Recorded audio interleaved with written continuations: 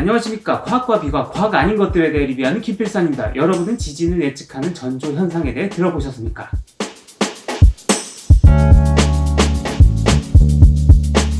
지진을 미리 알고 대피를 하거나 피할 수 있다면 얼마나 좋겠습니까? 역사상 수많은 지진들의 끔찍한 피해를 되짚어봤을 때 적어도 5분 전이라도 지진이 일어날 것이라는 것을 알기만 한다면 충분한 대피 신호를 가질 것이고 지진의 피해는 최소화될 것입니다.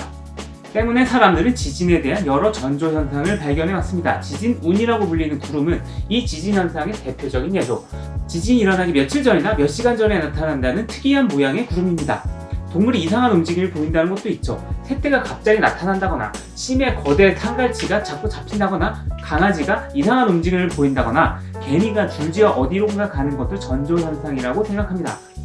그런데 그거 아십니까? 이 모든 전조 현상은 엉터리입니다. 사일이에요. 창조론만큼 악질입니다. 그것보단 덜하나? 역사적으로 전조현상으로 지진 예측이 성공했다는 얘기 들어보셨어요? 전 못 들었거든요. 뭐라고요? 완전 신빙성 있는 거라고요? 사례가 존나 많다고요? 그 사례란 게 뭔가요? 지진이 다 끝난 후에 생각해보니 이랬더라 하는 거잖아요. 지진이 일어난 지 며칠 후에 그러고 보니 내가 구름을 봤는데 그 구름이 졸라 특이했어요. 그거 혹시 지진은 아닌가요? 이런 거라든가 아니면 우리 집 강아지가 10시간 전에 이상하게 낑낑대는데 혹시? 뭐 이런 거잖아요. 이런 걸 사후 해석이라고 합니다. 사후 해석은 과학의 문제가 아니라 상식의 문제입니다. 강아지가 살면서 얼마나 많이 낑낑거리나요? 3일 전이었을 수도 있고 한 달 전이었을 수도 있잖아요. 그게 꼭 지진 하루 전에 일어난다고 쳐도 1년 전과 6개월 전과 열흘 전에 낑낑거렸을 때는 왜 지진이 안 일어났나요? 그리고 지진운이요? 그건 그냥 고저군입니다. 고저군은 꽤 많이 나타나지만 층저군 같이 완전히 흔히 보일 정도는 아닙니다. 사람들은 고저군을 봤다가 그냥 신기해하고 그냥 까먹게 되죠. 그러다가 지진이 일어나면 내가 어제 본 구름이 혹시? 하는 겁니다. 지진의 예측을 사후 해석이 아닌 과학으로 연구하는 입장에서는 정말 속 터지는 문제입니다. 결국 지진의 예측은 아예 불가능하다고 주장하는 입장까지 생겨났습니다.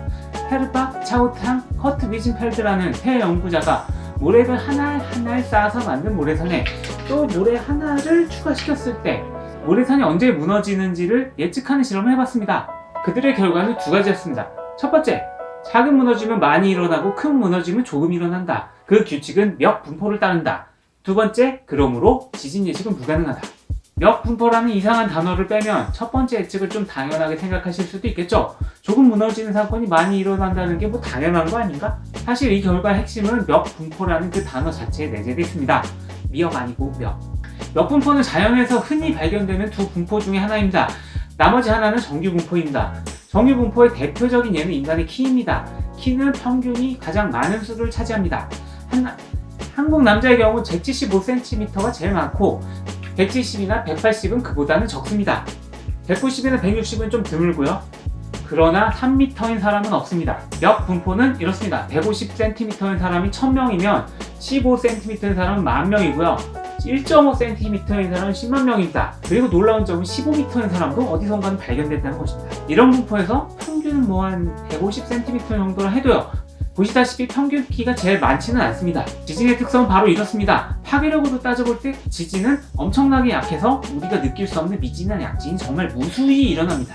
지진계로만 측정할 수 있고 설마 집안에서 강아지가 낑낑거렸다고 해도 그 약한 지진은 하루에 몇 번이라도 일어날 수 있기 때문에 의미가 없습니다. 이것이 바로 몇 분포의 특성입니다. 로그 스케일로 정확하게 일직선을 그리니까 분포적으로 다음 지진이 약하게 올 것이라는 것은 빈도상으로 예측할 수 있지만 의미가 있는 강진이 언제 오는지는 정말로 알 수 없습니다.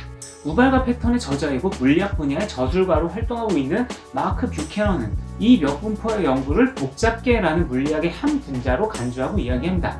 복잡계는 지진, 산불뿐만 아니라 생물, 도시, 기업 등의 분포에 내재하는 근본적인 수학 원리입니다. 이 분야를 가리지 않는 전방위적인 이론 적용은 이 복잡계 물리학의 놀라운 성과입니다. 그 중에서도 이 지진과 관련한 몇 분포는 자기 조직화는 임계 상태라고 부릅니다. 뭔 말이 어렵죠? 임계 상태란 바뀔랑 말랑하는 걸 말합니다.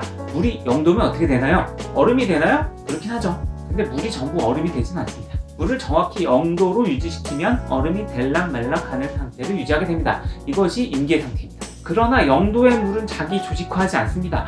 0도라는 임계 상태를 유지하는 일은 쉽지 않기 때문입니다. 모래더미, 지구의 지각, 산불이 일어나는 숲 같은 경우는 스스로 생성하는 어떤 특성으로 인해서 임계 상태가 쉽게 만들어집니다. 모래더미야 대충 모래 한 톨 한 톨씩 쌓으면 되는 것이고요. 지구의 판구조론적 특징은 자꾸만 지각 사이 대지의 위태로운 임계 상태를 만들어냅니다. 이것이 시스템이 자기 스스로 무너지거나 파괴돌락말락한 상태를 만들어가는 자기 조직화하는 임계 상태입니다.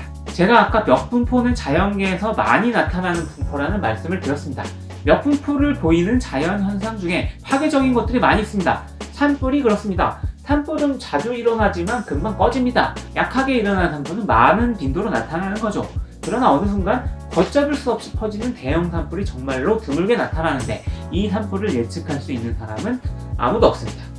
이번 2019년 속초 강릉 산불 또한 예측 불가능한 멱함수의 특성 때문이라고 할 수 있죠. 누가 이런 거대한 대재앙을 효과적으로 예측하고 대비할 수 있겠습니까? 이 자리에서 불철주야 산불 진화를 위해 노력하신 소방관 분들께 깊은 감사를 드리고 피해를 입으신 분들에게도 위로의 말씀 전합니다. 파괴적 멱분포, 자기조직화하는 임계 상태가 자연에만 존재할까요? 아니라고 말할 수 있겠네요. 다음 편에서는 전쟁과 관련된 파괴적 멱분포의 특성에 대해서 알아보겠습니다. 산불과 전쟁이 닮은 특성이 있다는 점에서 우리 인간 사회는 자연으로부터 배울 점이 많습니다. 특히 20세기 이후 긴 평화라고 불리는 민주주의 국가사회의 평화에 대해서, 그리고 21세기 다음 세계전쟁, 3차 세계대전의 예측에 대해서요. 여러분은 어떻게 생각하십니까? 지금까지 마크 뷰캐넌의 우발과 패턴을 인용해 말씀드렸습니다. 김필산이었습니다.